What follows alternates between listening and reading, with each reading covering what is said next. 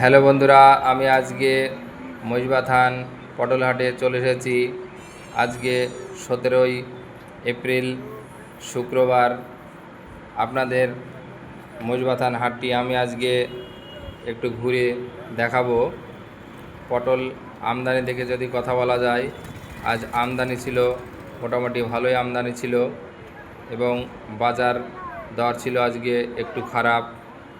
প্রথমের দিকে হাট শুরু হয়েছিল 32 টাকা, সেটা পরে বেড়ে গিয়ে হাট 34 টাকায় শেষ হয়েছে।